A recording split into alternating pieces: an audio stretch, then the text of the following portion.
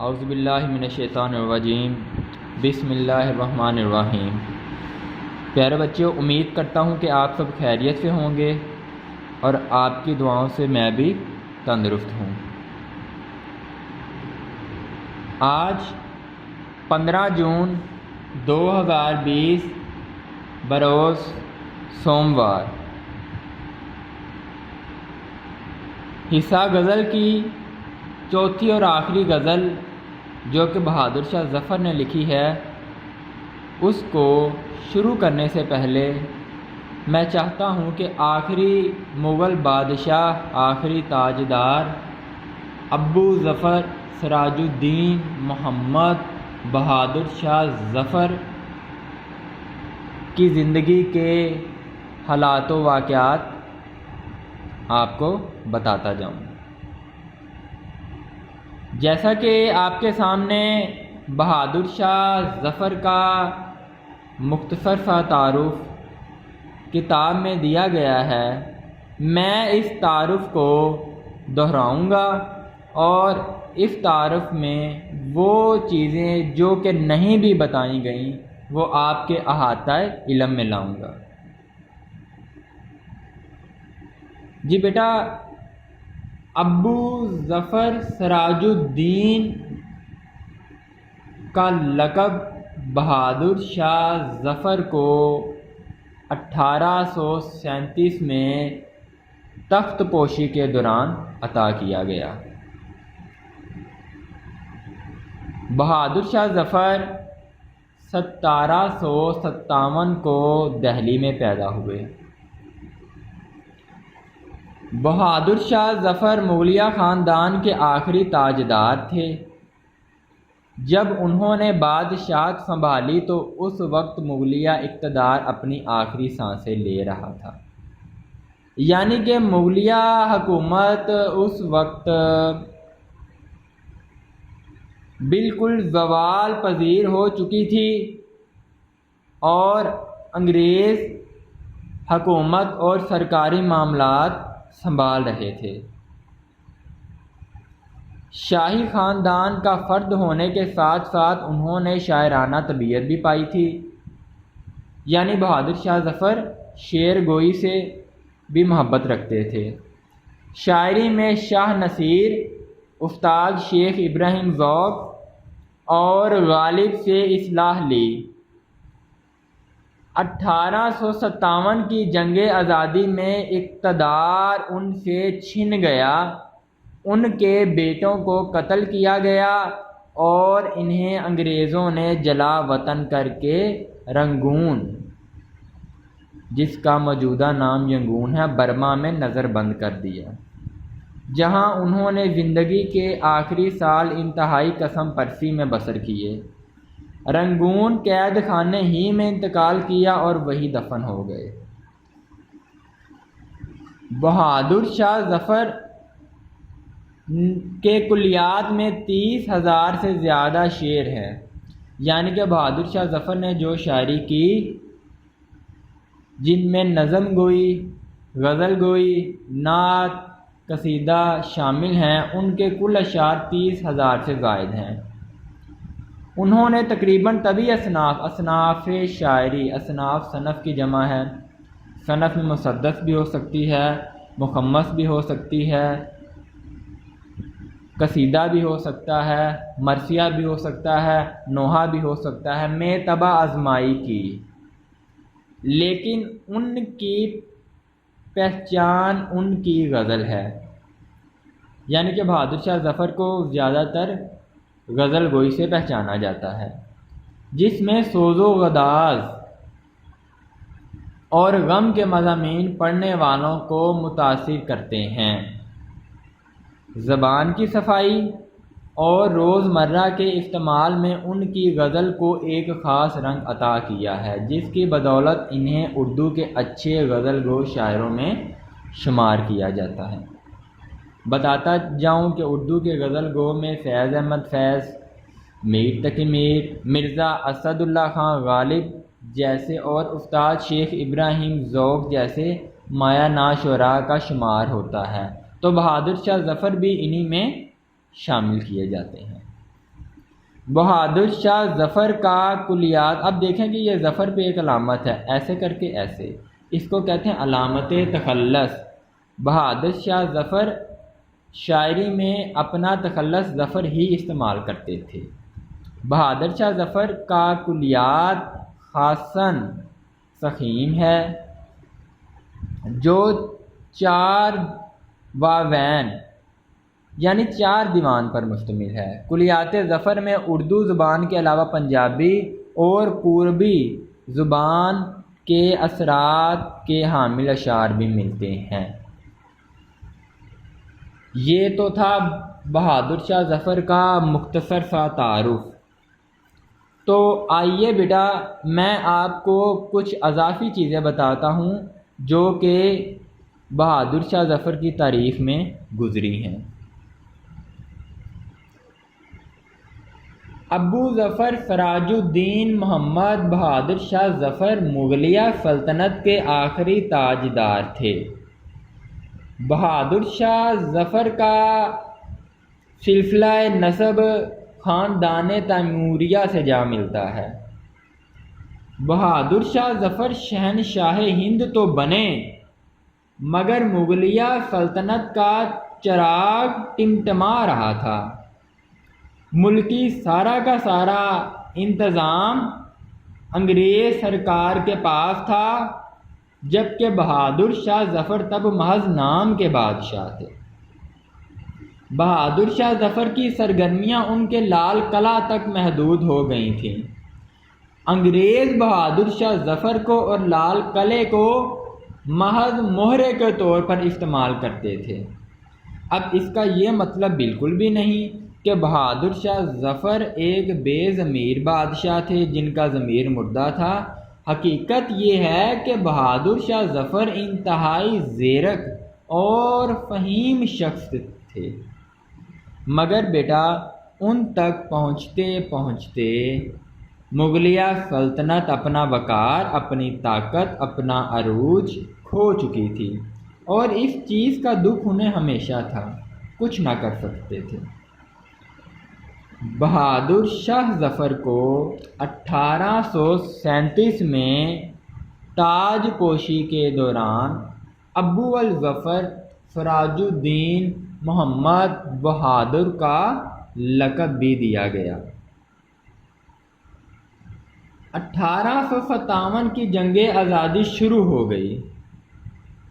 بہادر شاہ ظفر نے مجاہدوں کا مکمل ساتھ دیا، لیکن بدقسمتی سے مقامی لوگ جن میں ہندو اور مسلمان شامل تھے وہ ہار گئے اور انگریزوں نے فتح حاصل کر لی۔ انگریزوں نے فتح کے نشے میں پھانسیوں اور قتل عام کا بازار گرم کر دیا اور زیادہ تر نشانہ مسلمانوں کو اور خاص طور پر مغل بادشاہوں اور مغل شہزادوں اور مغلیہ سلطنت کے وارثوں کو بنایا۔ ایسے میں بہادر شاہ ظفر اور ان کے خاندان کو بھی سنگین حالات کا سامنا کرنا پڑا۔ بہادر شاہ ظفر کو انگریز میجر ہڈسن نے دعوت پہ بلایا۔ بلانے کا مقصد ان کو حیرت کے عالم میں ڈالنا تھا۔ جب بہادر شاہ ظفر دعوت کے لیے گئے تو میز پر انگریز تھال میں بہادر شاہ ظفر کے 4 بیٹوں کے سر بطور تحفہ، بطور ناشتہ پیش کیے گئے۔ ان 4 بیٹوں میں مرزا خضر سلطان اور مرزا ابو بکر کا سر بھی شامل تھا۔ بعد ازاں بہادر شاہ ظفر نے جب اپنے بیٹوں کے کٹے سر تھال میں دیکھے تو شاہی خون کی ملکیت اور بادشاہ ہونے کا ثبوت پیش کرتے ہوئے جواب دیا کہ مغل شہزادے یوں ہی اپنا خون پیش کر کے اپنے باپ کے سامنے سرخ رو ہوتے ہیں۔ یہ جواب تھا بہادر شاہ ظفر کا۔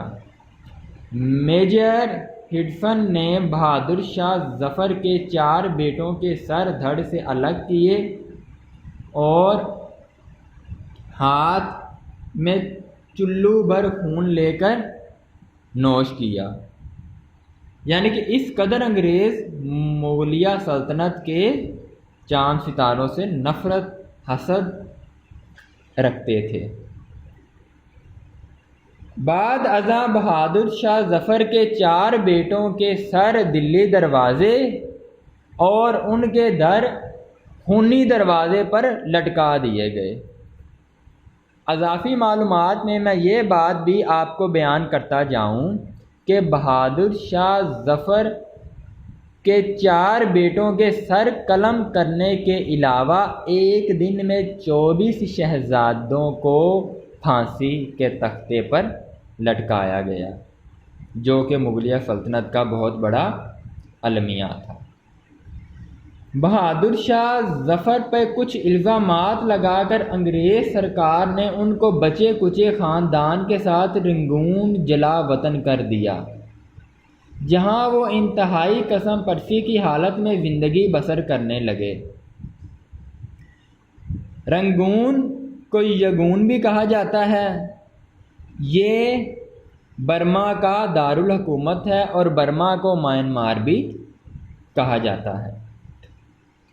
قسمت نے بہادر شاہ ظفر کو مغلیہ سلطنت سے تو محروم کر دیا، تاہم وہ انہیں سلطنت شیر سے باہر نہ نکال سکی، پس وہ افتادان وقت میں شمار ہوئے۔ بہادر شاہ ظفر قلعہ معلیٰ میں شعر و شاعری کی مجلسیں منعقد کراتے تھے۔ جیسا کہ میں پہلے بیان کر چکا ہوں کہ شاعری میں شاہ نصیر، استاد ابراہیم ذوق اور غالب سے اصلاح لیتے تھے۔ اس کے علاوہ مومن خاں مومن اور شیفتہ جیسے شعراء سے مارکہ آرائی کرتے تھے۔ 1857 کی جنگ آزادی کے بعد یہ رونقیں قتل ہو گئیں، تمام ملک غلام بن گیا، عوام در بدر ہوئے، تخت و تاج الٹ گیا، بیٹوں کو قتل کر کے سر دلی دروازے اور دھر خونی دروازے پہ لٹکائے گئے، اور اس کے بعد مغل بادشاہت کے آخری چشم و چراغ یعنی بہادر شاہ ظفر اپنی رفیقہ حیات زینت محل، عزیز فرزند جواں بخت اور اس کی اہلیہ شاہ زمانی بیگم اور اپنے لاڈلے بیٹے عباس شاہ کی رفاقت میں رنگون کے صدر بازار کے ایک 2 منزلہ بنگلے میں قید ہو گئے۔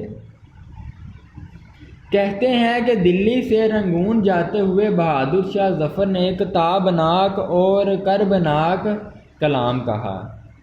کلام کچھ یوں ہے: جلایا یار نے ایسا کہ ہم وطن چلے، بہے تورے شمع کے روتے اس انجمن سے چلے، نا باغباں نے اجازت دی سیر کرنے کی، خوشی سے آئے تھے روتے ہوئے چمن سے چلے، جو پائے بندے صداقت ہے قول سے اپنے، کبھی نہ ٹھوکریں کھائے اگر چلن سے چلے، میرے پہ دامن صحرا نے پردہ پوشی کی، برہنہ آئے تھے، برہنہ ننگے، برہنہ آئے تھے لپٹے ہوئے کفن سے چلے۔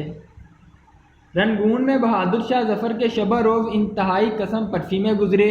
وہ اپنے تنگ و تاریک کمرے سے باہر نہ نکلتے تھے، چارپائی پہ لیٹے ہوئے حقہ گڑگڑاتے، اپنے پردرد اشعار گنگناتے اور نماز روزے میں اکثر مگن رہتے۔ کبھی کبھی زینت محل اور جواں بخت کے ساتھ بیتے دنوں کی یاد تازہ کر لیتے، مگر یہ عمل بھی بیٹا زخموں پر نمک چھڑکنے کے مترادف تھا۔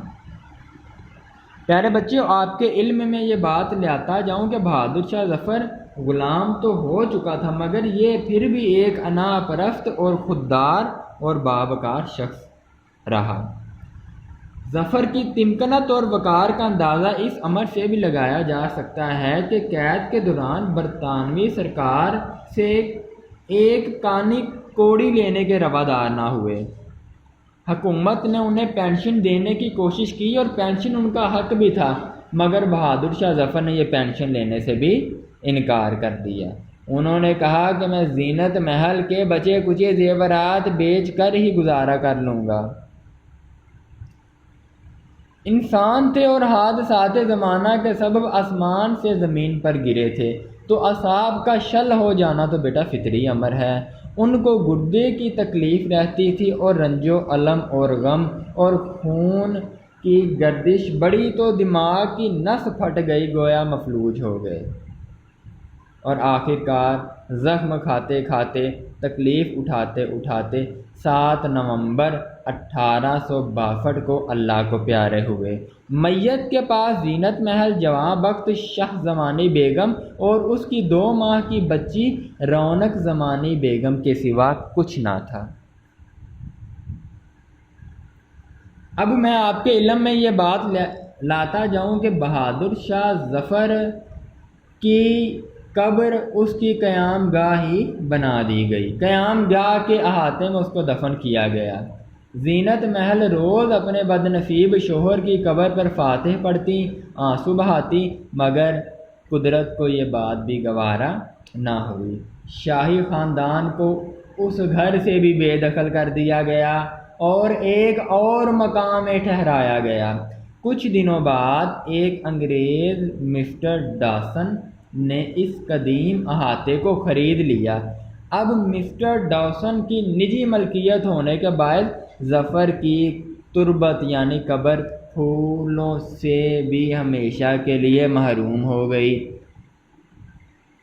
قبر کا راستہ بند کر دیا گیا۔ ہاں، بہادر شاہ ظفر کی قبر کے پاس بیڑ کا سوکھا ڈنڈ جو مغل شہنشاہ کی قبر کا پتہ بتاتا تھا، وہ بھی حسد کا شکار ہو گیا اور کاٹ دیا گیا۔ مقصد یہ تھا کہ بہادر شاہ ظفر کی یاد بھی بلا دی جائے۔ بہادر شاہ ظفر کا شعر: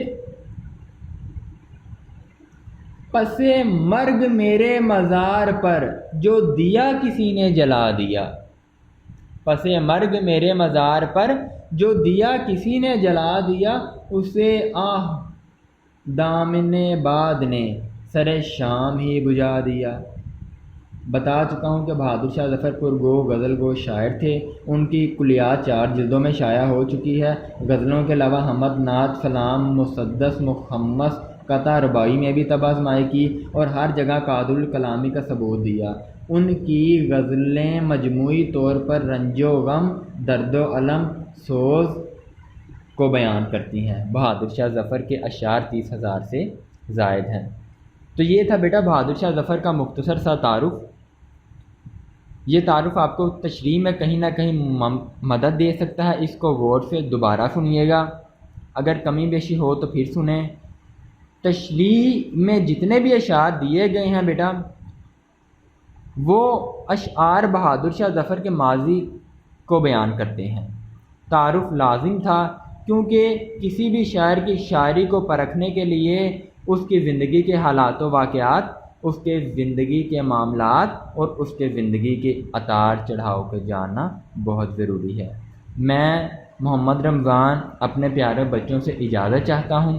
اللہ آپ کی اور آپ کے والدین کی خیر فرمائے، آپ کو حفظ و امان میں رکھے۔ السلام علیکم ورحمۃ اللہ وبرکاتہ۔